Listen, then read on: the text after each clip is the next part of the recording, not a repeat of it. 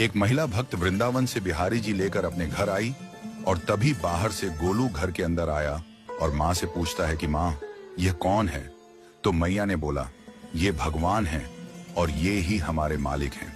अब तो घर में जब भी कोई नई चीज बनती तो सबसे पहले बिहारी जी को भोग लगता।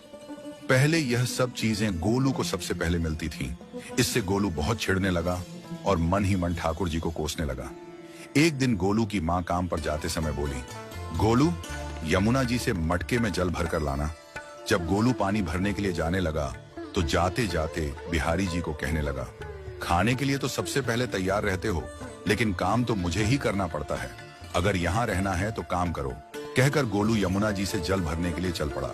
गोलू जब यमुना जी में जल भरने लगा तो उसने देखा कि यमुना जी के अंदर बिहारी जी विराजमान हैं और कह रहे हैं, ला गोलू, घड़ा हम भर देते हैं।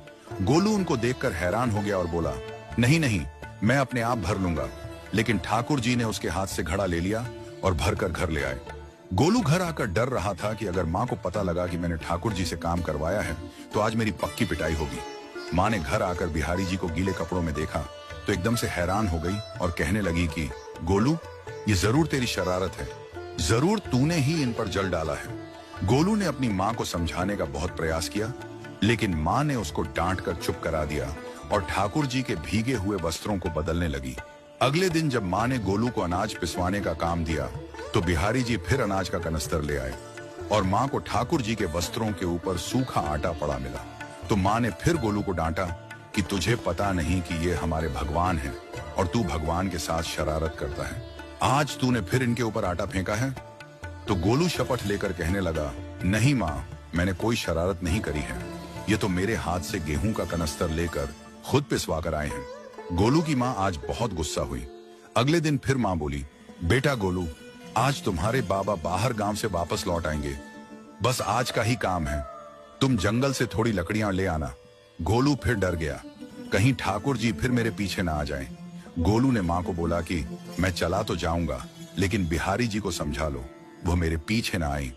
उसकी माँ हंसकर बोली, हाँ हाँ समझा दूंगी, तुम जाओ तो सही। गोलू जल्दी जल्दी लकड़ियां लेने जंगल में चला गया और माँ काम पर चली गई।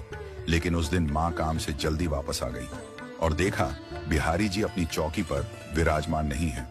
वह तो एकदम से घबरा गई कि कहीं गोलू की शरारत तो नहीं। वह भागी भागी जंगल की तरफ गई। तभी उसने देखा कि गोलू के साथ एक इंसान लकड़ियों को लेकर घर आ रहा है। गोलू की माँ यह देखकर हैरान हो गई कि यह तो बिहारी जी हैं। ये क्या हमारे भगवान हमारा काम कर रहे हैं? इसका अर्थ गोलू ठीक कह रहा था। वह जल्दी जल्दी भागकर ठाकुर जी के पास गई और लकड़ियां उनके हाथ से लेते हुए उनके चरणों में गिरकर रोती हुई बोली, हे बिहारी जी, ये आप क्या कर रहे हो? मुंह गरीब का काम क्यों कर रहे हो? ठाकुर जी मुस्कुराते हुए बोले, हमें तो तेरे बेटे पर बहुत प्यार आता है। सब लोग हमें भगवान समझते हैं, लेकिन एक तेरा बेटा ही था जो हमको अपना मानता था। अपना मानकर वो हमें डांट भी देता था, हमारे साथ गुस्सा भी करता था, और जो हमें एक बार अपना मान लेता है तो हम उसके मान के लिए उसके ही हो जाते हैं।